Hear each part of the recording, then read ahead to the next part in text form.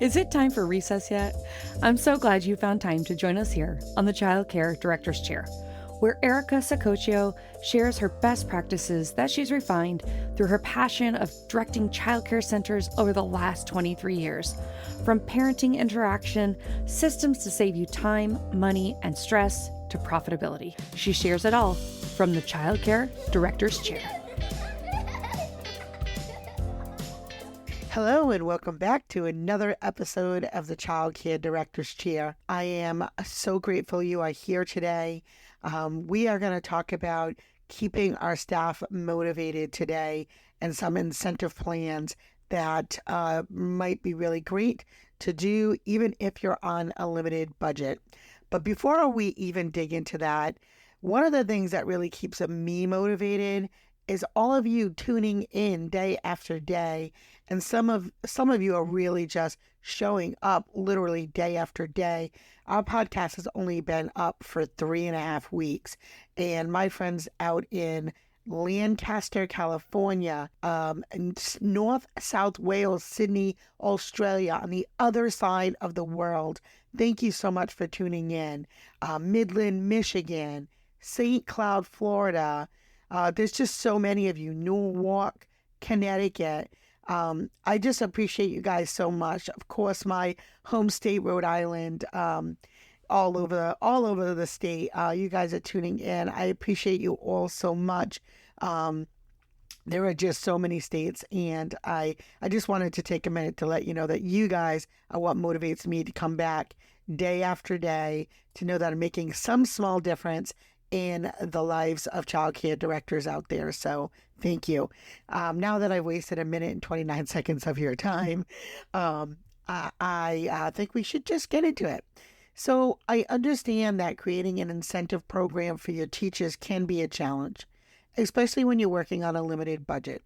So today I thought of 15 valuable tips that you can use to create an effective budget-friendly incentive plan that will inspire and reward your teaching staff.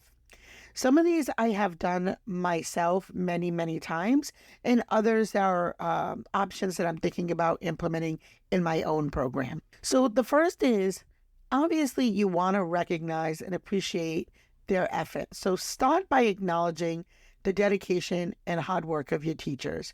It could be a simple thank you note, or public recognition can go a long way to boost morale.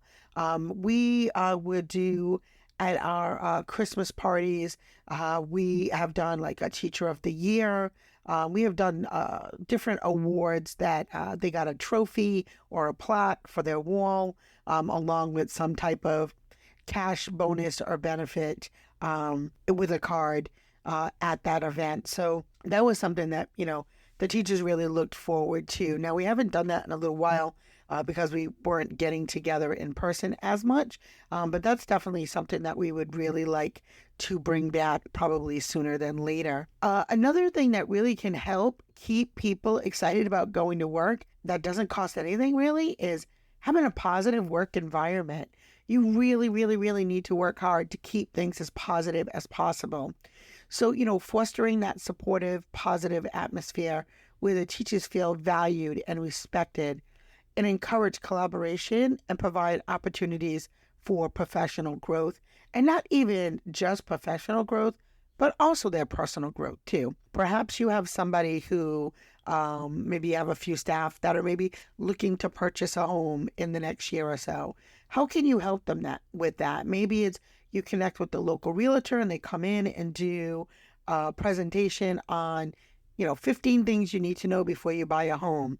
How to fix your credit before, I guess everybody could use that, right? Even if you're not buying a home, but how to fix your credit score. The best leasing options, the best rental options, the best homeowner options. So anything that you think you can support, not just in their professional growth, because guess what? They're people and they do have lives outside of work. So any way that you can support what they want to do to make themselves a better, stronger, happier person, I say do it. Offering flexible scheduling is another great perk. Consider implementing a flexible schedule that allows teachers to have a better work-life balance. This can be really a powerful incentive that doesn't cost a dime, especially if your teachers are parents of young children, or maybe their children belong to a dance troupe or a baseball team. Maybe make sure that they can maybe get out an hour earlier on those days that they have those wonderful commitments with their children and their family, so it's not rushed, so it's not stressful, and it can be an enjoyable time. Other things that I have seen programs do is maybe considering a 4-day work week, which many industries are really thinking about that right now. Doing 4 days that are maybe a little bit of a longer shift to make sure that your center is covered and that you are able to maintain safe ratios. But then, just giving them that extra day. And I think that might help avoid some of the call outs because, one, they can schedule their appointments on those days knowing that they're going to be off. So that's less stress for you and less stress for them. Also, it can help break up the week. Maybe somebody is off on a Wednesday and that works good for them. So they work 2 days, then they have a day off for self-care, and then they work another 2 days. I mean, they really will have much more energy. Or maybe perhaps somebody really likes to go away. This would be me, likes to go away on the weekends. I'm kind of like a weekend warrior, and I like to take off and do a little bit of traveling with my husband. So for me, having a Friday off or a Monday off would be, something that would very much motivate me and make that time with my family much more enjoyable. Now, we talk about, providing professional development opportunities so often on this show. Because I think it's important. So organize workshops and seminars and webinars that focus on enhancing teaching skills, especially in challenging areas like toddler biting. What do you do with difficult parents? What do you do when you have children that aren't listening? All those common challenges that your staff have that really kind of burn their candle at both ends. That would be where I would focus. Partner with local organizations or utilize online resources, and that really can help keep the costs low. Many states have put a significant amount of money in teaching development opportunities, so see what you have in your state. The other thing that you can do, another incentive might be establishing a mentorship program. Encourage experienced teachers to mentor the newer colleagues. Not only does it help with professional development, but it also creates a sense of community and support.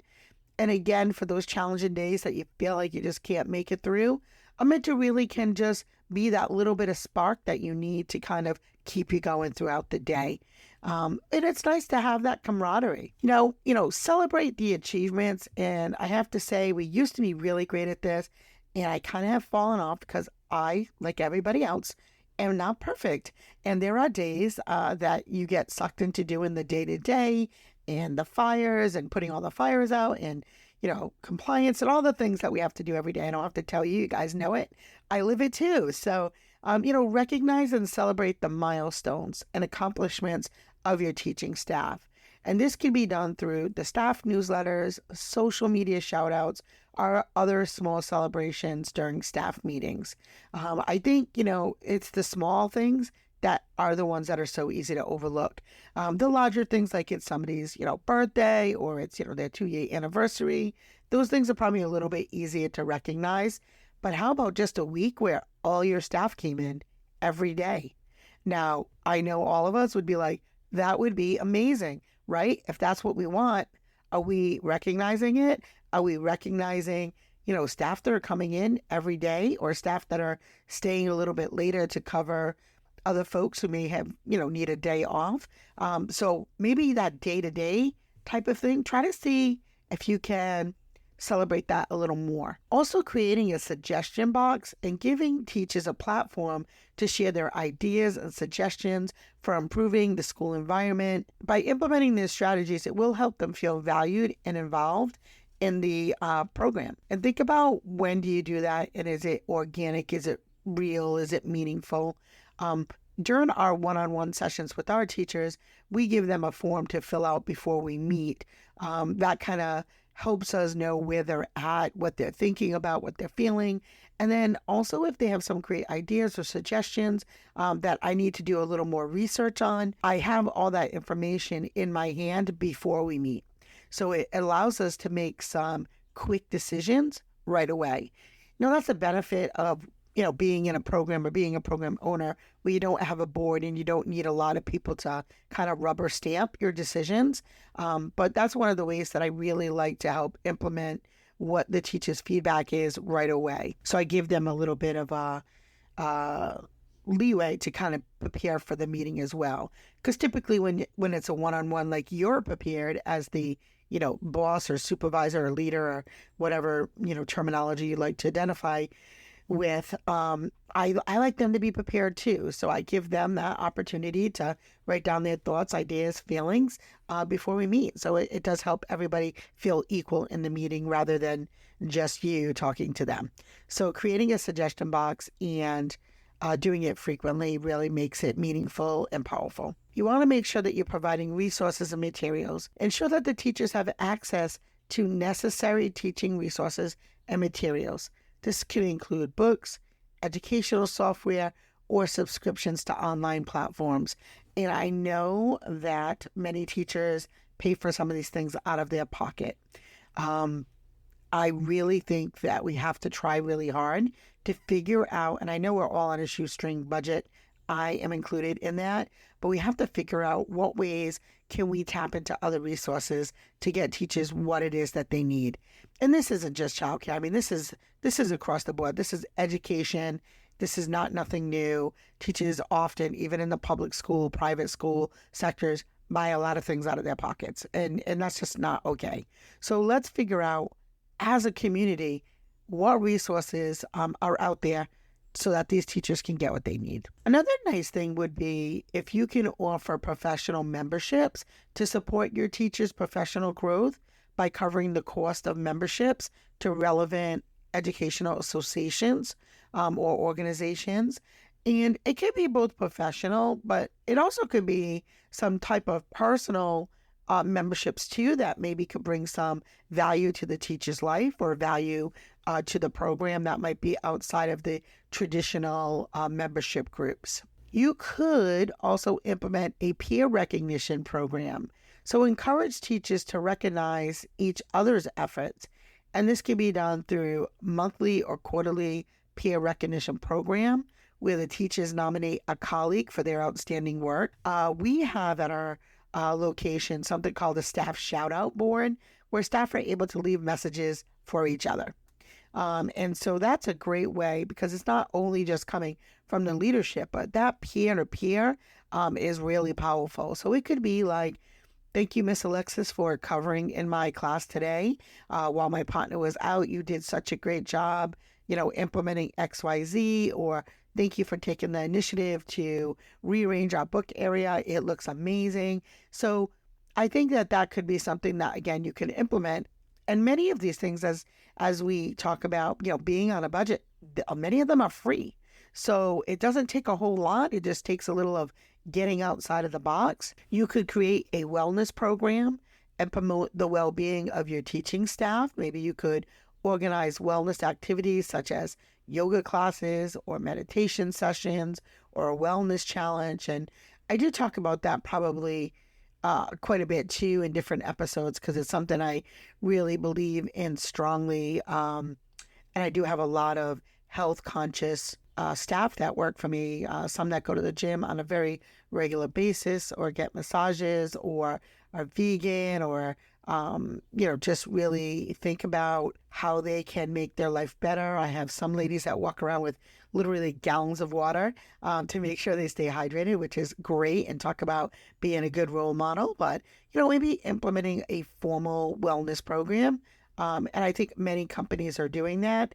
And, being a teacher is a high stress position. And so making sure that the staff are feeling great and stay plugged in. You want to definitely make sure that we're providing opportunities for leadership. So offering opportunities for teachers to take on leadership roles within the school, such as being a department head or a curriculum coordinator.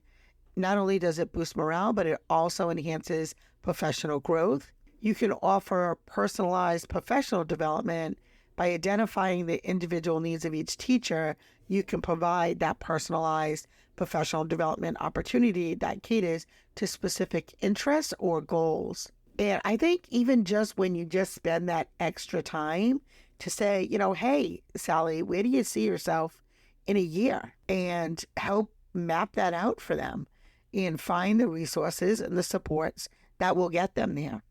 You could establish a rewards system, create a reward system where teachers can earn points or tokens for various achievements, and then those points can be redeemed for like small rewards like gift cards or preferred parking spots or extra vacation days. Again, the higher the rewards, the more points that they would have to earn, but it's a great way to have some fun because, that would be cool. We have fun again, but have some fun. Let them, decide whether they want to save up their points for something like an extra vacation day, or cash them in a little sooner and get some fun gift cards, go out to dinner with their family or something like that. And the last thing I would say is seek some community partnerships. Collaborate with local businesses or organizations to offer discounts or special perks to your teaching staff. And that can include discounted gym memberships, restaurant vouchers, or tickets to local events, tickets to the movie theater. And many small business owners would love to network and support each other's business. So that's something I think that really many of us don't tap into as much as we should. And maybe you can offer some type of discount for childcare to their employees, and maybe they can offer some type of discount to your employees. So that's a win-win for all of you. So those are some things that, again, don't cost a whole lot. Don't take a whole lot of time because I know your time is limited. Many of these things, once you put in place, will run themselves. Or again, when we talked about leadership opportunities, this is a great way to give some of your staff an opportunity to take on some of this. And I think it would be fun and it will build that morale. So I hope that those have helped you think of new ways to keep your staff motivated and engaged and part of your program. Because let's face it, at the end of the day, your center is just a building. Your staff is what brings it to life. Your families, all of that, all the people inside your building are what makes your program special, unique, and different. So that's it for today. Thank you so much for tuning into the Child Care Director's Chair. If you liked today's episode, I ask if you could please leave us a review. If you're listening on Spotify or Apple, we really would love for you to rate our podcast. That is something that really does help us to continue to improve and continue to put out content that hopefully inspires you every day. Thank you for tuning in. Well, all the cute little kiddos have been picked up and it's time to go home. And that'll do it for another episode of the Child Care Director's Chair. Please leave a review so Erica knows the information is helping you to manage and improve your childcare centers. Remember to subscribe to get the latest episode from Erica's Child Care Director's Chair.